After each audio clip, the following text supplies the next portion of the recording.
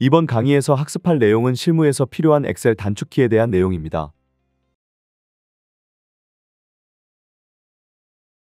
안녕하세요. 이번 시간에는 엑셀 필수 단축키를 알려드리도록 하겠습니다. 첫 번째, 컨트롤과 관련된 단축키입니다. 다른 문서를 작업할 때와 마찬가지로 컨트롤 S, 저장입니다. 다른 경로나 다른 이름으로 저장하고 싶다면 F12를 눌러 다른 이름으로 저장할 수 있습니다. 또 마찬가지로 컨트롤 C, 컨트롤 V를 통해서 셀을 복사하고 붙여넣을 수 있습니다. 그리고 컨트롤 X는 잘라내기로, 컨트롤 V로 붙여넣을 수 있습니다. 그리고 컨트롤 V 붙여넣기를 할 때 Alt키를 같이 눌러주면 선택하여 붙여넣기 창이 떠서 값만 붙여넣거나 서식만 붙여넣을 수도 있습니다. 여기서 행렬 바꿈을 눌러주면 표의 내용의 행렬이 바뀐 상태로 붙여넣을 수도 있습니다. 다음은 컨트롤 F, 찾기입니다. 데이터 양이 많다면 열이나 행을 선택하여 찾을 수도 있습니다.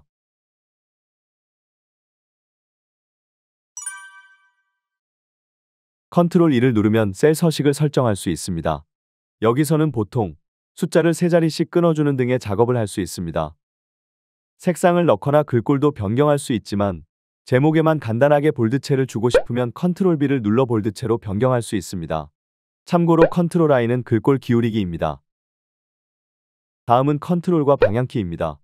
가르키는 방향 맨 끝으로 이동하는 단축키입니다.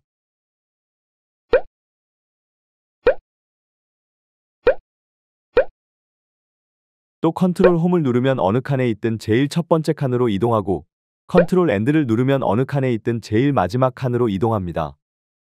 보통 Shift와 방향키를 이용해서 여러 칸을 선택하게 되는데 여기에 컨트롤 키를 함께 눌러주면 하나하나 선택할 필요 없이 선택한 방향 맨 끝 칸까지 드래그하듯 전체 선택이 됩니다. 컨트롤 방향키로 이동을 하고 거기에 Shift를 더해주면 선택까지 가능하다는 이야기죠. 또한 열 전체를 선택하고 싶다면 마우스를 이용하여 열을 클릭해줘도 되지만 컨트롤 스페이스바를 누르면 바로 선택이 됩니다. 반대로 행을 선택하고 싶다면 Shift 스페이스바를 누르면 됩니다. 그리고 원하는 영역을 드래그해서 내용을 입력하고 컨트롤 엔터를 누르면 같은 내용이 들어가게 됩니다. 만약 띄워져 있는 셀을 선택하고 싶다면 컨트롤을 이용하여 각각 선택할 수 있고 마찬가지로 내용을 입력 후 컨트롤 엔터를 누르면 선택된 셀로 내용이 들어가게 됩니다. 다음은 행과 열의 추가와 삭제입니다. 원하는 행, 열을 선택해주고 컨트롤 플러스 키를 눌러주면 선택한 열 앞으로 새로운 열이 추가됩니다. 또한 선택한 행이나 열을 삭제하고 싶다면 컨트롤 마이너스 키를 눌러주면 행이나 열이 삭제됩니다.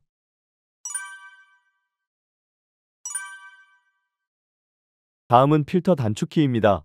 원하는 열을 선택하여 컨트롤 쉬프트 L을 눌러주면 해당 열의 필터가 적용되고 다시 한번 더 컨트롤 쉬프트 L을 눌러주면 필터가 해제됩니다. 간단하게 셀 내용을 복사하는 방법으로 컨트롤 D와 컨트롤 R을 사용할 수 있습니다. 컨트롤 D는 바로 위에 내용을 복사해주고 컨트롤 R은 왼쪽에 있는 내용을 복사해서 가져옵니다. 다음 F1에서 F12 키 중에서 자주 쓰는 단축키에 대한 설명입니다. F2키를 누르면 셀 안으로 진입하여 셀 내용을 변경할 수 있습니다. 셀을 클릭하여 입력해도 되지만 방향키로 이동하다가 안에 수식을 수정해야 할 때 용이합니다. 다음은 F4키입니다. 예를 들어 이렇게 금액에 따른 연이율을 계산하려고 합니다. 연이율과 금액을 곱해주면 연이자 값이 나오게 됩니다. 자동 채우기로 더블 클릭을 해주면 값이 더 이상 나오지 않습니다. 한 칸씩 밑으로 내려가면서 상대 참조가 되기 때문입니다.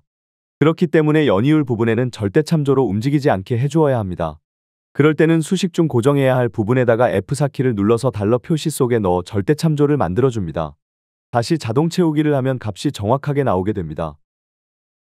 F4키를 또 누르면 뒤에는 행고정, 열고정 혼합 참조를 할 수 있고 그 뒤에는 다시 상대 참조 값으로 돌아옵니다.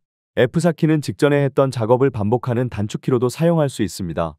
예를 들어 행 하나를 노란색으로 칠해보겠습니다. 다음에 다른 행을 클릭하여 F4를 눌러주면 직전의 작업이 그대로 적용되는 것을 확인할 수 있습니다. 마지막으로 이번 강의의 요약 정리입니다.